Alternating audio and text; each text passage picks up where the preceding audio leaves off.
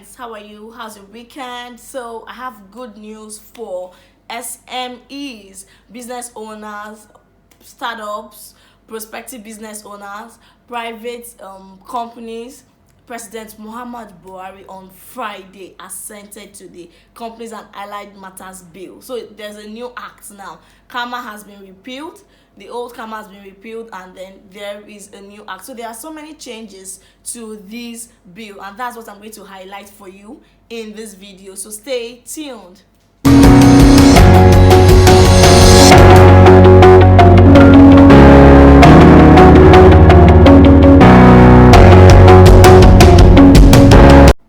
Welcome back to my channel. I'm Mydigitallawyer, an intellectual property lawyer and a business lawyer. This is good news.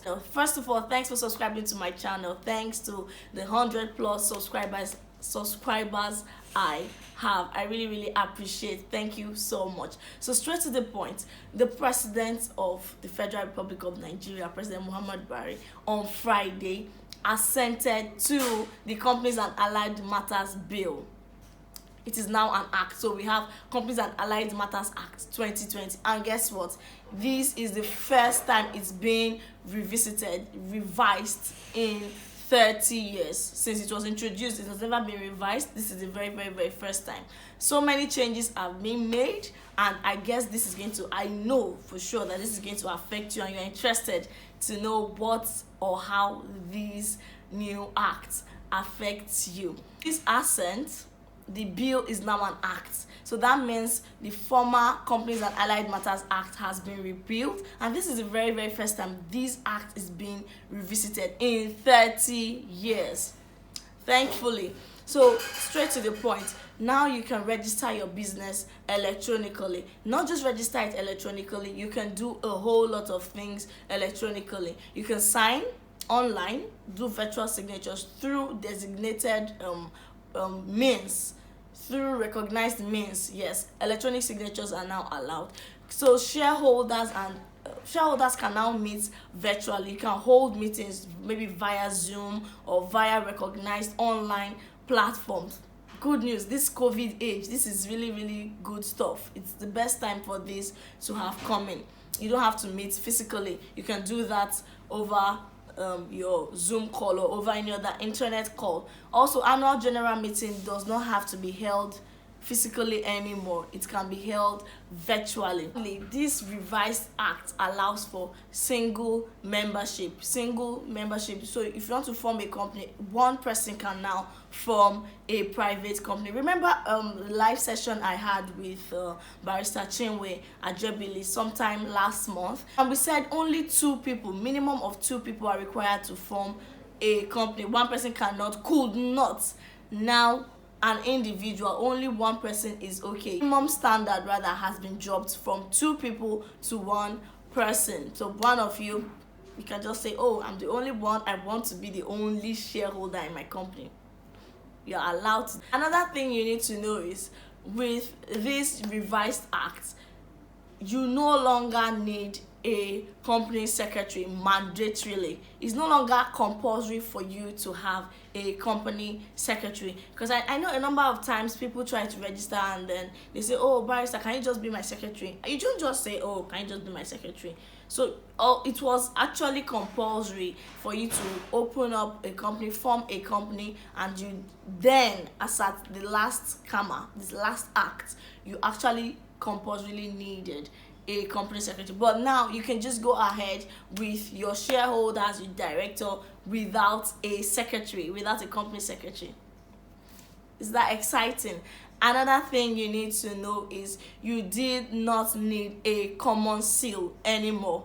You can decide to go, it's left for you, it's your decision. You can decide, oh, I still want to have a common seal for my company. But at this point, it is no longer a mandatory requirement for you to have a common seal. Now, another thing that is really interesting is, when companies get into debt and they become insolvent, they can no longer operate because of their debt, or they are in distress, or they have one issue or the other. The new thing is this: there are alternatives to insolvency in this new act. So you don't necessarily have to become insolvent once you are in deep trouble as a company. The act itself provides for rescue mission, other things that can be done to help you to save that company. Good news, I know, right? This is exciting. One more thing you need to know is that this new act has changed the phrase from authorized share capital to minimum share capital. So with this, you can reduce the effect of this is that it has reduced the cost of incorporating companies. Yes, and then the cost of filing fees has been drastically reduced to about say, I'm not certain, 0.35% of the previous cost, 0.35% of the previous cost of filing. So with this, you might not need so much money to register your company. It's going to be very, very easy and affordable for you as an SME, as an entrepreneur, as a startup, to start up a new private company. Also, small companies like startups, now that you can start as an individual, as a single owner of a company. I believe that's what small company is. The act actually defines what small company is. So small companies now do not have to hold annual general meetings. Remember, I said earlier that annual general meetings can now be held virtually. That's for companies generally. But with this act, even as a small company, it is no longer mandatory for you to hold annual general meeting. You can just do away with that.